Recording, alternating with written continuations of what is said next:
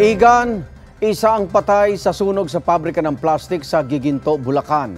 Ang sitwasyon ngayon doon sa unang balita live ni Nico Wahe. Nico.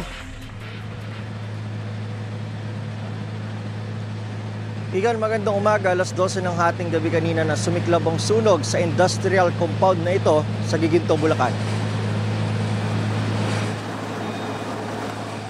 Mabilis kumalat ang apoy sa pagawang ito ng mga plastic storage box. Inabutan pa naming pilit inilalabas ang truck na ito na nadamay sa sunog. Ang empleyadong si Jeffrey nagtamo ng mga sugat sa katawan matapos sumabog malapit sa kanya ang isa sa kanilang mga makina. Kwento niya mabilis daw talagang kumalat ang apoy. Paglabas ko po, may apoy na po eh. So, yung makina, bali, nagdala ko ng first indicer, wala na. Hindi na magapan po eh.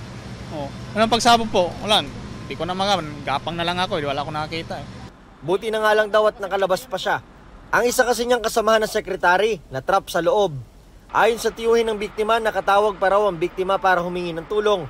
Nakausap pa po ng kapatid ko, tumawag siya sa kapatid ko, humingi ng tulong, hirap na. Nakausap siya, tapos nakausap din siya nung rescue team na magtakip na lang ng basa at dumapa. Sana raw ay naging mabilis ang pag-aksyon ng mga bombero. Kinumpirma naman ng BFP na patay na ang sekretarya ng makita nila. Kinilala siyang si Francis Urbano. Paliwanag nila sa reklamo ng tiyuhin ng biktima kung bakit di agad nailigtas. Nung dumating po kami sa fire scene, masyado po malakas yung sunog po. Hindi po natin pwedeng i-penetrate. Hindi po natin pwede isa lang alang yung aligtasan mga bombero natin. Sobrang laki ang sunog.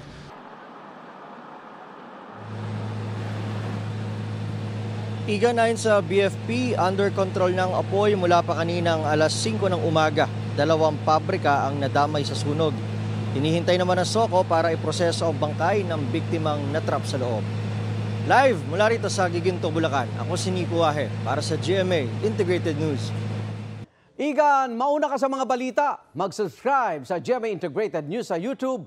Sa mga kapuso abroad, subaybayan nyo kami sa GMA Pinoy TV at sa www.gmanews.tv.